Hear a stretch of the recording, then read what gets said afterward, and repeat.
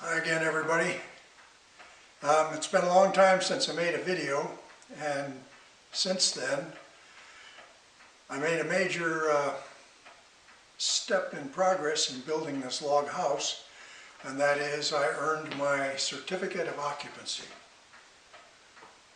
So for 30 years I've had a construction site here, and since 2020, getting my occupancy permit, I now have a house, a log house, and I can do other things than worry about building it. And one of my interests is mathematics, and among those interests is hyperspace, additional dimensions. And I made a video some time ago about visualizing 4 dimensions and higher. And I got an interesting comment recently about the model that I used. And this is the model that I used to depict the edges of a hypersphere projected into 3 dimensions. And I went into quite a bit of detail. But one of the commenters said I should be more specific and dwell on this model. But another one said I should color each of the 8 cubes that make up the hypercube with a different color. And that was my original intent. And the problem is that, so the only thing I can paint in colors are the edges. Each edge on this model of the hypercube participates in 3 cubes. And so to show that, I tried to color each edge in 3 different colors, one for each of the cubes that the edge participates in. So this particular edge on top has red, white, and blue. So that means there's a red cube that this edge is part of, and that red cube is aiming toward me. All the edges that have red are part of that. There's a white cube that goes off towards you. It's between my palms, or between my hands. That cube is the white one. And then the blue one is, so it's around here. Now it's a little tricky to look at these colors and figure out the cube that each represents. But another commenter on that video that commented just last week said, well, why don't I color each cube in a different color? And it was confusing that I had so many colors on each edge. It's kind of overwhelming. And so after thinking about that suggestion, I thought, well, there's a different way to put 3 colors on one edge. Instead of bands like I have, stripes, that make it pretty confusing. How about dividing the outside cylinder of this edge, into 3. So have a stripe here that's one color, a stripe a third of the way around that's another color, and a stripe on the bottom that's the 3rd color. And arranging those colors so that from one particular point of view, when you look at the cube, you're seeing the part of that edge that's colored in that one color. So that makes sense. But now the question is, can you cover all of the edges that way? And so the answer to that, after thinking about it, is that for each of the 8 cubes, we should choose one point of view. That is, hold this thing so that we're looking in that direction. Well, it so happens that there are these edges that are on the inside of this model, and there are the edges that are on the outside. So if you imagine wrapping this in saran wrap, the saran wrap would touch all of these outside edges, but it wouldn't touch these that my hands are touching. They're inside, they don't get saran wrap. Well, you notice there are 2 sets of 4 edges inside. Here's one vertex that has 4 edges coming off of it. Here's another vertex that has 4 edges coming off of it. So that's 8 edges inside. And we need 8 different points of view. And that suggests that we should choose each of these one at a time as a point of view for some cube.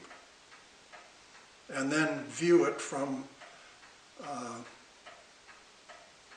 the outside in a direction so that that edge is aiming at our eye. Here's the plan.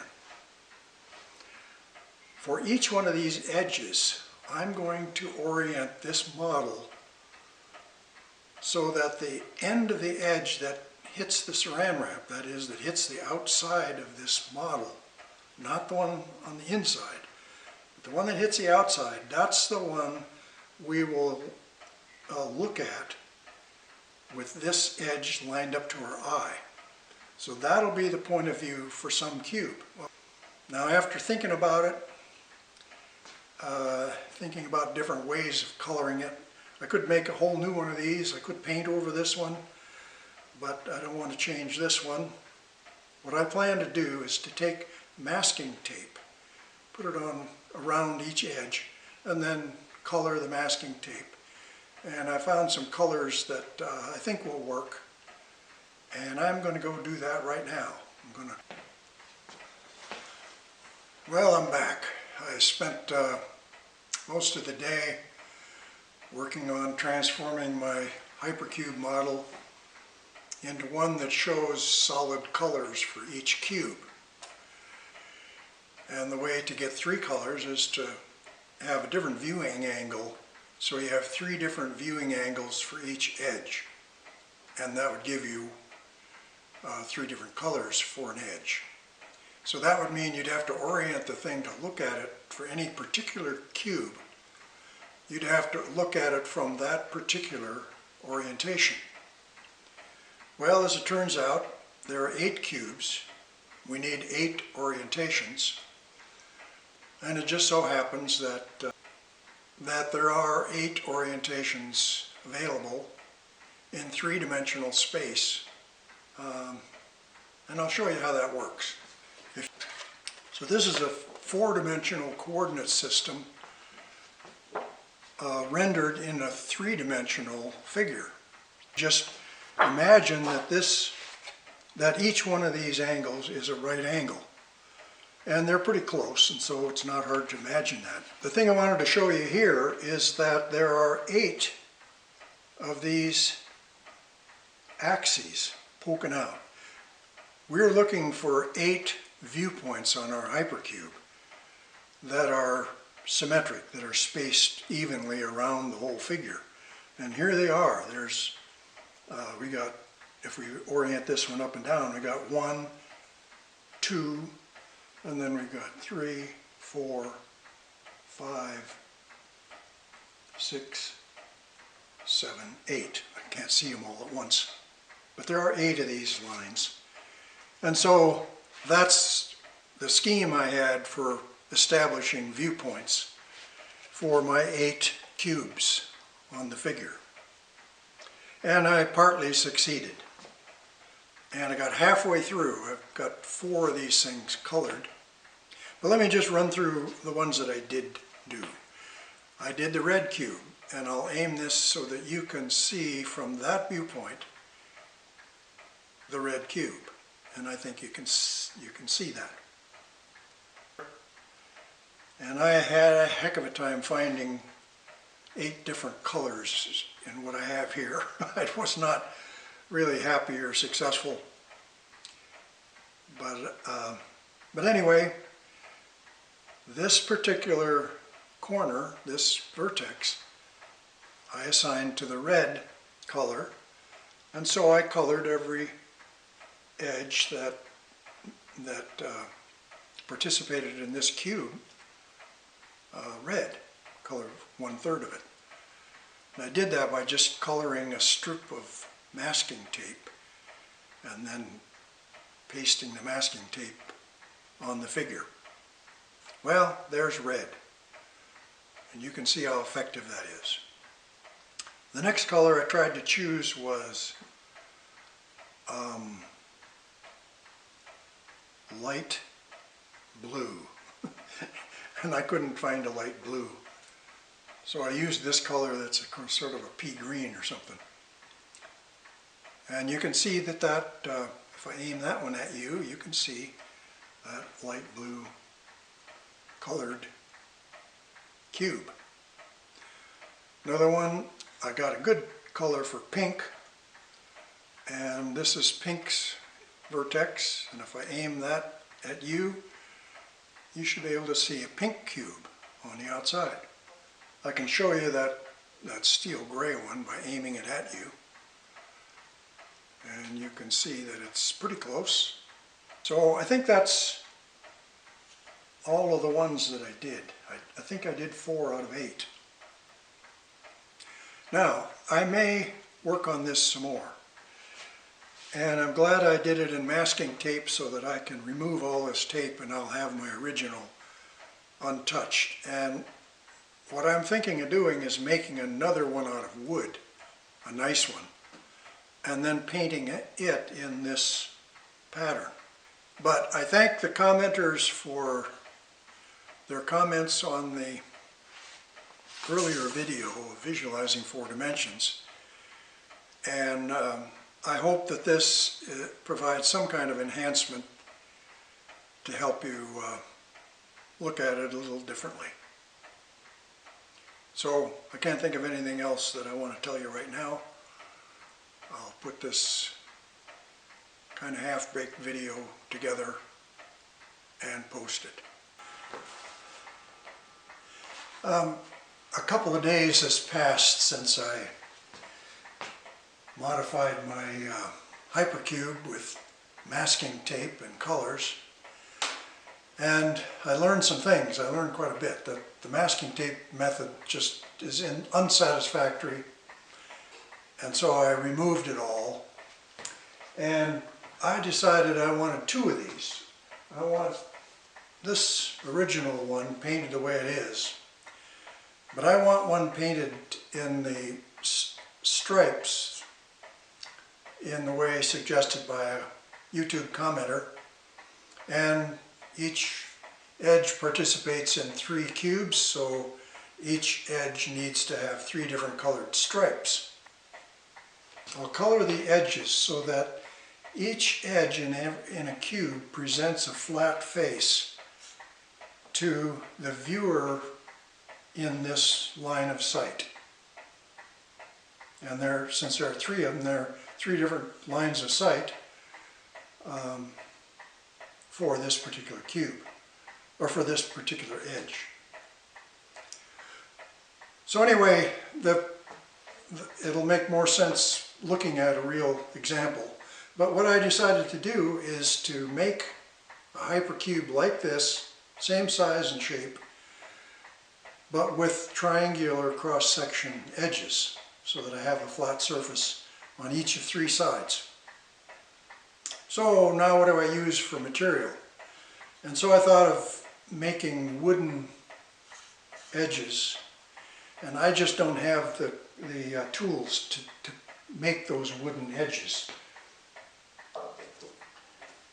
I made one attempt, and with the saw I have, which is not precision at all, just a skill saw, I made a cross-section, a wood cross-section, and first of all it's too big, and I couldn't figure out a nice way to cut that down, and the lines aren't straight, and it would take more work to plane or to sand off the surfaces, and it would be a long, tedious process to make 32 of these. But this morning I got a really good idea. I happen to have a supply of these dividers for a filing system. I got a bunch of them from someplace, I don't know what, but normal file folder dividers and the folders themselves are of this heavy paper, pretty stiff. And I just happen to have these in white, which is really good. So what I did, I took a scrap of that paper that I've used for other things, and I just ruled it into 3/8 inch stripes, just using a ruler and pencil. And then I creased every one of them, which takes a little bit of patience to keep things lined up so you can crease it. And then I cut them apart into, I just did one. I cut 4 of those stripes off and used one as a gluing strip and put glue on one of the edges and glued it to the other one. And I ended up with a 3-sided stiff paper member, which is really, plenty adequate for making a hypercube. So I'm going to make a hypercube out of these. They're plenty long, and that paper will present a really nice paint surface. So I'm going to get some bright paint, I don't know, poster paint, I don't know what, but I'll get some paint that's suitable. The only problem remaining is how to fasten the corners. So I need, in every case, there'll be 4 of these joining together to make one vertex. And exactly how to join them, I don't know. Whether I'll, one idea would be to have a ball that fits right on the end and then just glue the 4 to the ball. Another idea is to cut the paper so that it matches the intersection of the geometric figure that you get. And then there'll be enough, you could leave gluing surfaces. That would be a lot of problems figuring out how to do that. But I'll figure something out, and I'll make a hypercube out of these paper members and paint it up with the colors on these faces, just as was suggested to me. Thank you for the suggestion and for the inspiration. This is a fun, ongoing project. It isn't over yet, and I'll show you the results when I finally finish it. But I wanted to show you this intermediate development that I just came up with this morning. So that's it for this video. I'll keep you posted, and I sure thank you for watching. I thank you for your comments, especially. Those are all enlightening. And you can subscribe to my QDogsMan channel if you want. And thank you for watching. Goodbye now.